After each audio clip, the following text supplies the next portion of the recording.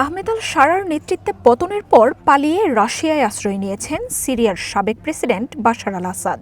তার পরিবারের বেশিরভাগ সদস্যও রয়েছেন সেখানে। কয়েক দশক সিরিয়ায় ক্ষমতায় থাকা আসাদ পরিবার রাশিয়ায় আছেন বহাল তবিয়তে। তবে গার্ডিয়ান বলছে, শুয়ে বসে না থেকে সিরিয়ার সাবেক শাসক বাশার আল আসাদ ঝালিয়ে নিচ্ছেন চিকিৎসক হিসেবে তার পুরনো পেশাও। ব্রিটিশ গণমাধ্যমটি বলছে, চক্ষুবিদ্যায় পড়াশোনা করা আসাদ এই বিষয়ে আবারও পড়াশোনা শুরু করেছেন। নিয়মিত শিক্ষা গ্রহণ করছেন তিনি।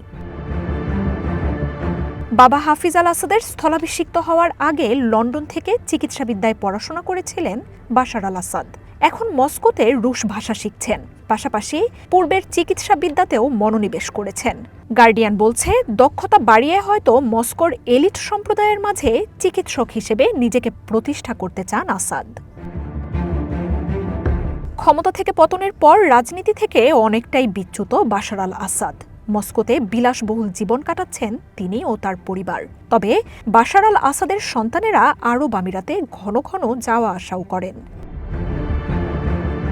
আসাদের স্ত্রী আসমা আল আসাদ লিউকেমিয়ায় আক্রান্ত।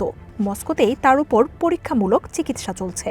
গার্ডিয়ান জানিয়েছে, সবকিছু স্থিতিশীল হওয়ার পর প্রথমবারের মতো গণমাধ্যমের সামনে আসার পরিকল্পনাও রয়েছে বাশার আল আসাদের।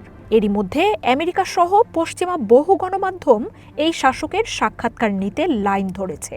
তবে জনসম্মুখে আসতে রাশিয়ার সরকারের অনুমতির অপেক্ষায় রয়েছেন তিনি। গৃহযুদ্ধের সময় আসাদ সরকারের সহায়তাকারী ছিল রাশিয়া। তবে আল শারার নতুন প্রশাসনের সাথেও সম্পর্কের উন্নতি ঘটাচ্ছে মস্কো। এরই মধ্যে আহমেদ আল শারা রাশিয়ায় প্রেসিডেন্ট ভ্লাদিমির পুতিনের সাথে সাক্ষাৎ করেছেন।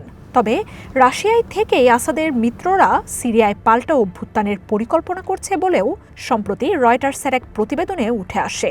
ক্ষমতায় আসার পরিকল্পনা করছেন বাশার আল আসাদের ছোট ভাই মাহের আল আসাদ। মার্জিয়া উপমা, ওয়ান ইন্টারন্যাশনাল ডেস্ক।